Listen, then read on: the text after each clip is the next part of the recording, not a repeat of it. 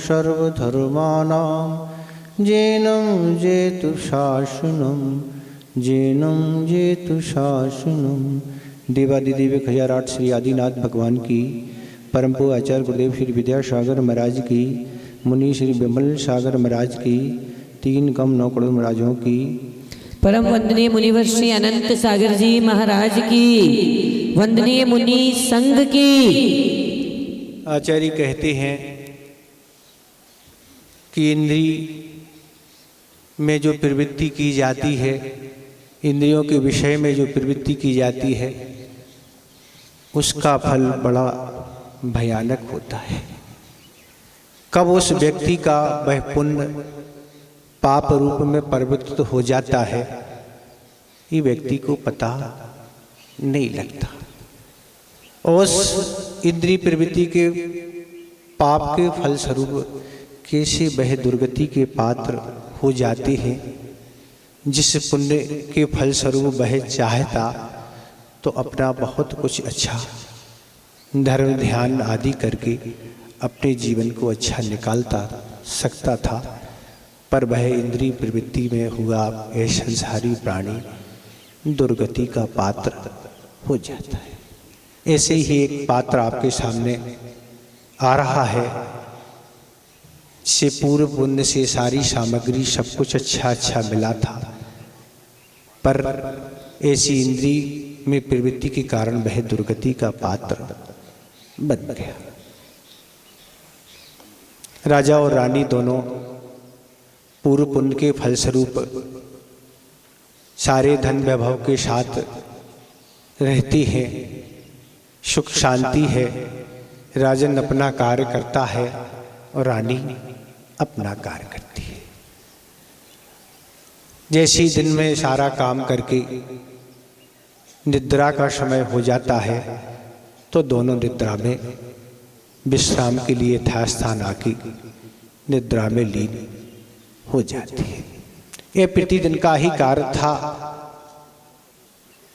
और प्रतिदिन की भांति आज भी वह राजा और रानी दोनों अपने विश्राम गृह में आए हैं और समय हो जाने से राजा तो निद्रा में लीन हो गया, पर रानी निद्रा लेने वाली ही थी कि अचानक उसके महल के समीप एक सुंदर गीत सुनाई दिया और गीत सुनते ही रानी की निद्रा भंग हो गई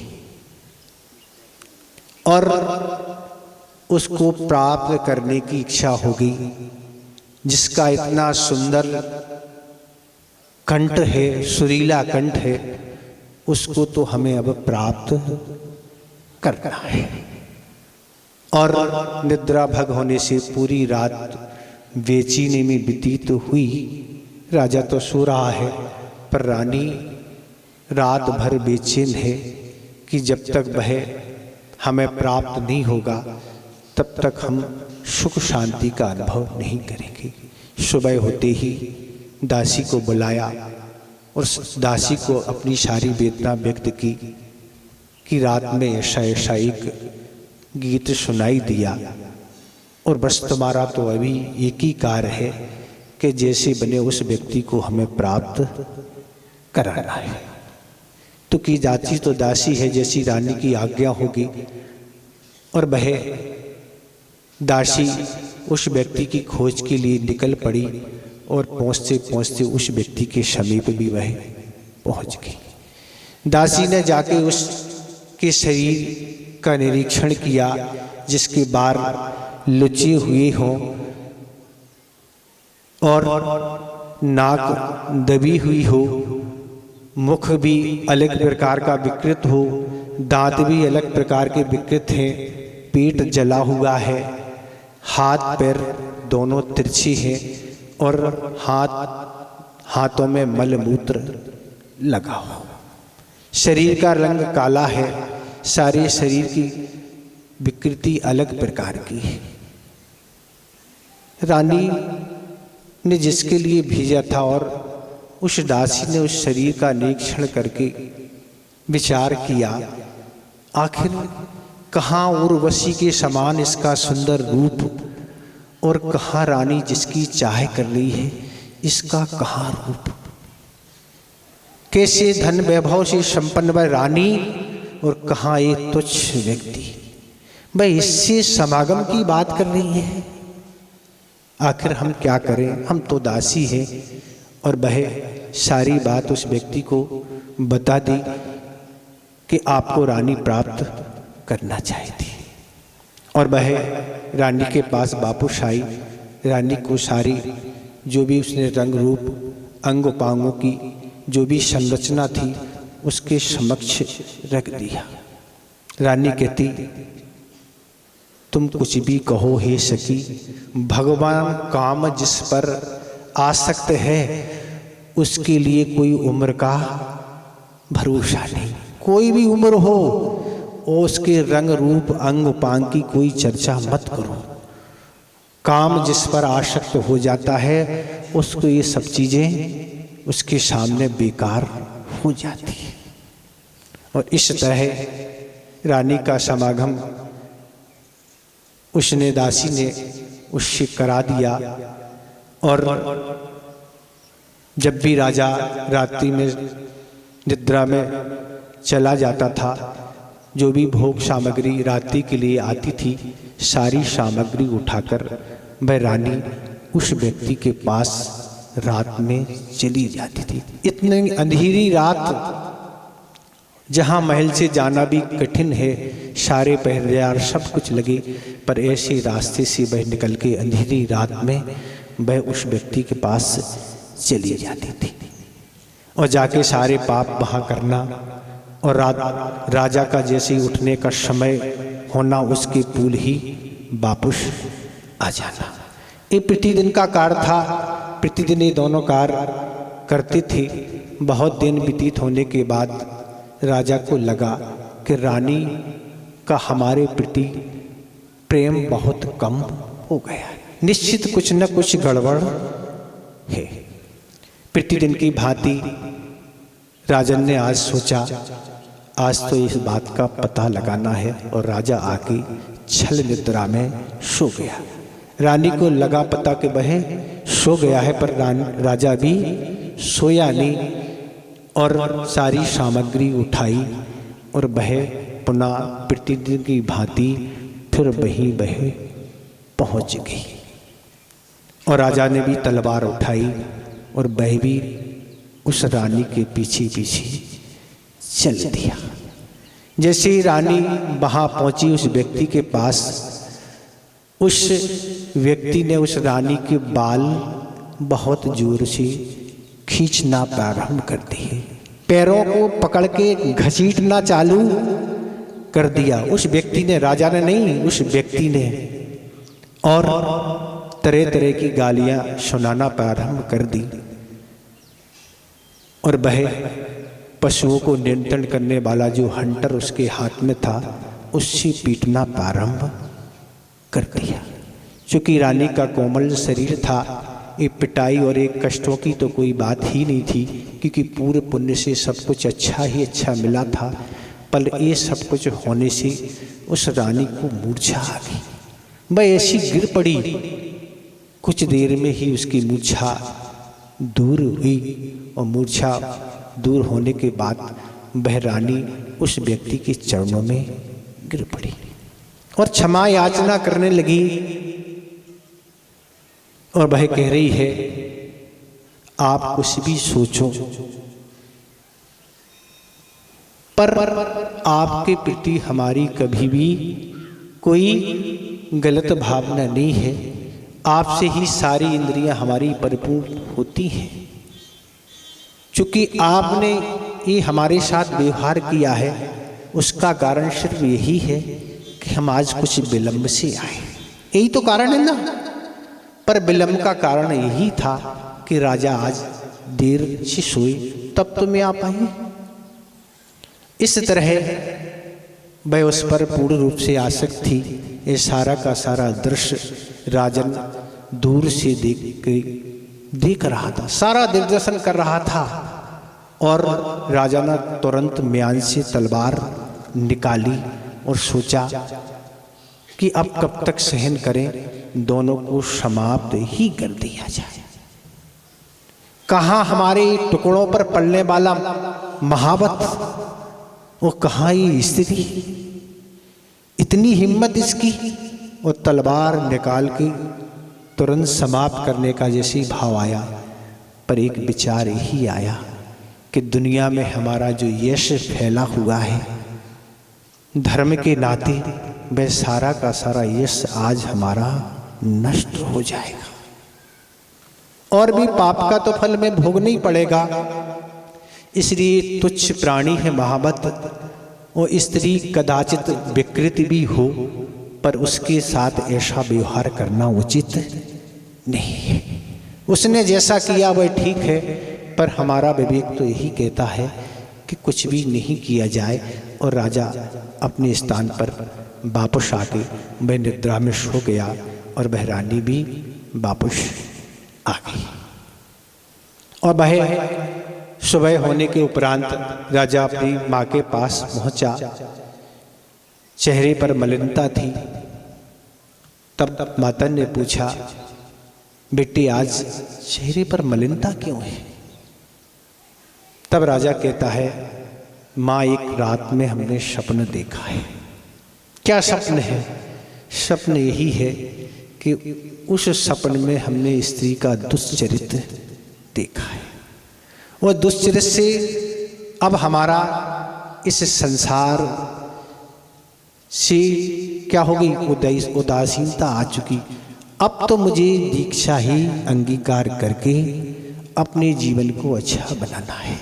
बहुत हमने संसार के व्यक्तियों को देख लिया, बहुत कथाएं सुन ली, जिसको हम आज तक अपना सब कुछ मानते थे, उसने ही हमारे साथ आज ऐसा कर दिया।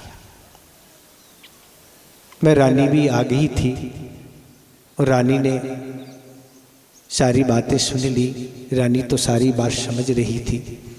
रानी कहती है, तुम्हें दीक्षा ही लेना है तो ले लो, कोई बात नहीं। फिर उसने एक षड्यंत्र रचा, बस अंतिम भोजन हमारे हाथों का करके आप जाए। आज हमारे हाथों का भोजन आपको माँ को करना है। और निमंत्रण दिया, और भोजन करने के लिए जैसे समय पे गई, उसने विषि मिश्रित लड्डू खिला दिए, और राजा और माँ का दोनों का मरण हो गया। मरण हो गया, पर ये छल, ये परिणाम का स्वरूप क्या लिखा, रानी का क्या हुआ? तो रानी को नरक आयु का बंद हो गया, वो बस नरक चली गई। इस कथा को बहुत हमने संक्षेप कर दिया, चूँकि समय नहीं है। अपन को तो प्रासंगिक विषय लेना है इस कथन से, कि आचार्य कहते हैं जब एक इंद्रिय की प्रवृत्ति के कारण संसारी प्राणी को नरक आयु का बंद हो गया, जहाँ की वेदना की कल्पना करना बहुत कठिन है। घाटोल वालों ने जो भी क्लास में उपस्थित रहे, उन्होंने नरकों का वर्णन अच्छे से सुना है कि नरकों में क्या दशाएं होती हैं। यहाँ तो सारी सब चीज़ें हैं, प्रतिकार की सारी वस्तु हैं, पर वहाँ प्रतिकार के लिए कोई भी साधन नहीं है, सहयोगी कोई वित्त नहीं है, सुनने वाला भी कोई नहीं है। यहाँ तो आप सुन के भी हल्के हो जाते हैं। वहाँ एक दूसरे की पिटाई और पिटने से समय ही नहीं है कि आप किसी को सुनाएं। तो वहाँ की स्त्रियाँ बहुत भयानक हैं। तो आचार्य कहते जब एक इंद्रिय की प्रवृत्ति सिर्फ एक गीत और संगीत का परिणाम क्या हुआ, नरक जाना पड़ा। जहाँ आदमी पांचों इंद्रिय की पूर्ति में रात दिन लगा हुआ है। आचार्य कहते थे कि संसारी प्राणी ये कहता, हम किसी के गुलाम नहीं, हम किसी के गुलाम नहीं हैं, हम तो स्वयं नौकरों को रख के काम कराते हैं, और हम किसी की गुलामी नहीं, हम तो बिल्कुल स्वतंत्रता से जीते हैं। तो आचार्य जी ने इस बात का उत्तर दिया था, वह कहते हैं हम गुलामी नहीं है, रात दिन पांच इंद्रियों मन की गुलामी में लगा हुआ, इससे बड़ा क्या गुलाम हो सकता है। जब जिस इंद्रियों मन का जो हुक्म हुआ उसकी पूर्ति इमीडिएट, तुरंत करना, उसमें कोई देर की बात ही नहीं ना। तो इस तरह जब एक इंद्रिय की प्रवृत्ति है, जब पांचों इंद्रिय की प्रवृत्ति में जो लगे हुए हैं, रात दिन लगे हुए हैं, उनका क्या परिणाम निकलेगा? तो उनका परिणाम तो यही है कि दुर्गति ही होगी। क्योंकि पूर्व में संचय की है, पुण्य के फल स्वरूप ये सब कुछ अच्छा मिला है। और अच्छा किस लिए मिला है? कि हम प्रभु की भक्ति करें और भी अच्छे अच्छे काम करके पुण्य का संचय करके आगामी जीवन को सुंदर बनाएं। ये सब चीज़ें इसलिए मिली हैं कि पुण्य से ही हम पुण्य को बढ़ाते चले जाएं। आचार्य महाराज जी एक बार कहा था कि भाग्यशाली वह नहीं जिसके पुण्य का उदय है। भाग्यशाली वह नहीं है जिसके पुण्य का उदय है, भाग्यशाली वह है जो पुण्य के उदय में पुण्य के कार्यों में लगा है। भाग्यशाली वह है, पुण्य के उदय होना कोई बड़ी बात नहीं। समान विभूति के धारक वह सारे चक्रवर्ती थे, पर सभी क्या मोक्ष चले गए क्या?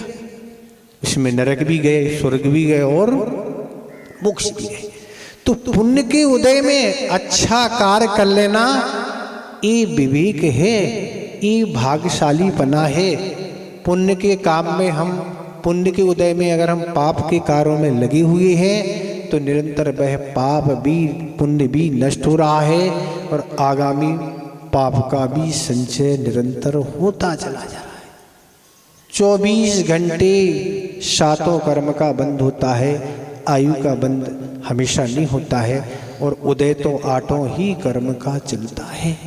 आप सोएं चाहे जागें चाहे कुछ भी करें, इन कर्मों की स्थितियाँ ये हैं कि जब वह उदय में आता है तो कहते जब लक्ष्मी आती है तो छप्पड़ फाड़ के देती है, और जब जाती है तो चमड़ी उड़ेड़ देती है। इसी तरह जब वह कर्म का उदय आता है तो साक्षात तीर्थंकर प्रकृति का बंद करने वाले वे आदिनाथ भगवान, वे पारसनाथ भगवान जो तीर्थंकर प्रकृति की सत्ता को लिए थे, कर्मों को तो उन्होंने नहीं छोड़ा। हम आप तो कहाँ क्या लगते थे, कहाँ गर्भ में आने से 6 महीने पहले रत्नों की वर्षा और कहाँ पत्थरों की वर्षा।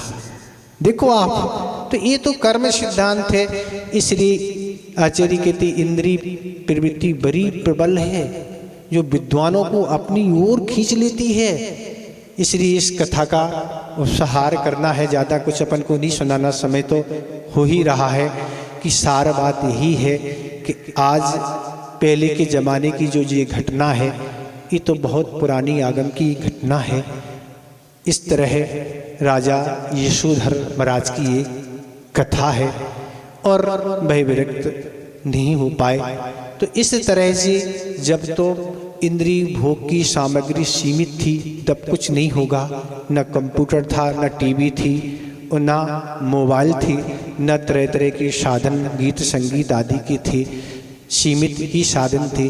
पर एक कर्ण इंद्रिय के कारण उस रानी को दुर्गति का पात्र बनना पड़ा। पर आज तो साधनों की कोई कमी नहीं है। कितने साधन क्या हैं, तो कुछ नहीं है महाराज, अब नहीं चाहिए, बस एक मोबाइल ही क्या है पर्याप्त है।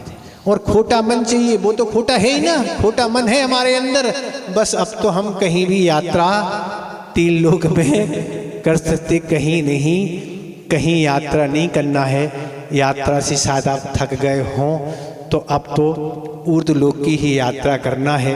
ऊर्ध्वलोक की भी यात्रा आप कर चुके, सिद्धों के समागम में भी आप रुक चुके, पर आपने आने का टिकट करा लिया था, इसलिए आप सिद्धों के पास से भी वापस आ गए। पर अब ऐसी टिकट कराना है, वापसी का कोई काम नहीं, केवल जाने का ही कार्य करना है।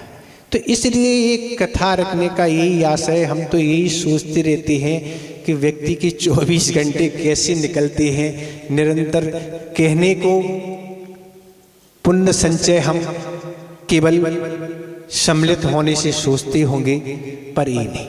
आचार्य महाराज ने ये कहा था कि अभिप्राय से गुणस्थान बनते हैं।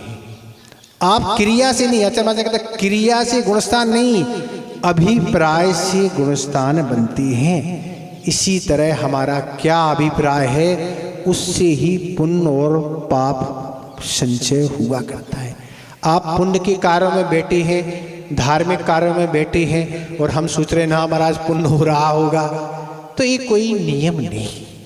हमारा अभिप्राय क्या है, हम क्या सोच रहे हैं, क्या हमारा उद्देश्य है, किस तरह के हमारे भाव हैं, इस तरह से ही पुण्य और पाप का संचय हुआ करता है। इसलिए कहने का अर्थ ही है ऐसे साधनों से बचना होगा। आज तो बचना बहुत आवश्यक ही है, तब आप आगामी जीवन को अच्छा बना पाएंगे। अन्यथा दुर्गति के अलावा कुछ होने के लिए कोई गुंजाइश नहीं। बड़े बड़े साधक भी क्या हो गए, दुर्गति के पाक बन गए। मुनि महाराज बनने के बाद भी क्या, महाराज हमारी क्या यात्रा अच्छी होगी, तो मुनि महाराज भी जो उपशम श्रेणी चढ़ने वाले हैं वह भी निरोग और नरक चले जाते हैं। छायक संवेदनशील नहीं होने के कारण ये सारी स्थितियाँ बन जाती हैं। इसलिए अपने को बहुत संभल के रहने की आवश्यकता है। जिन साधनों में हमारा रात दिन 24 घंटे अपने बिल्कुल मन को दिए हुए हैं, जुड़े हुए हैं, और हम सोच रहे हैं हमारा बहुत अच्छा हो गया। गुरुदेव के समक्ष किसी ने यही बात रखी थी कि आचार्य महाराज आज तो प्रगति का युग है, आज तो महाराज प्रगति हो रही है। आचार्य महाराज कितनी प्रगति आज दुनिया की हो रही है, नए नए साधन हमारे पास सारे उपलब्ध होते जा रहे हैं और हम बहुत प्रसन्न और खुश हैं, अपना जीवन बहुत निकाल रहे हैं। तब गुरुदेव ने यही उत्तर दिया था कि आज प्रगति का नहीं, आज दुर्गति का युग है। जितने भी साधन आपको मिल रहे हैं उनमें आसक्ति के साथ भोग कर रहे हैं, उससे दुर्गति ही होगी, सतगति होने वाली नहीं है। इसलिए प्रसन्न नहीं होइए, उन साधनों से बचिए और अपने आगामी के जीवन को सुंदर बनाएंगे। इस मनुष्य पर्याय की कीमत आप समझें, ये मनुष्य पर्याय कितनी कीमत से मिलती है। तो आचार्य पूज्यपाद महाराज द्वारा रचित सर्वार सिद्धि में बोधि दुर्लभ भावना के बारे में आप पढ़ेंगे, तब आपको समझ में आएगा कि आपका जीवन कितना सुखमय व्यतीत होगा। दुर्लभ बोधि दुर्लभ भावना की वह लगभग 10-12 लाइनें होगी सर्वार सिद्धि में, जहाँ 12 भावना का 9वें अध्याय में उल्लेख किया है कि मनुष्य पर्याय कैसी मिलती है। तो अपने आगामी जीवन को ऐसे आप सुंदर बनाएं, इतने हम पर्याप्त समझते हैं। अहिंसा परमो धर्म की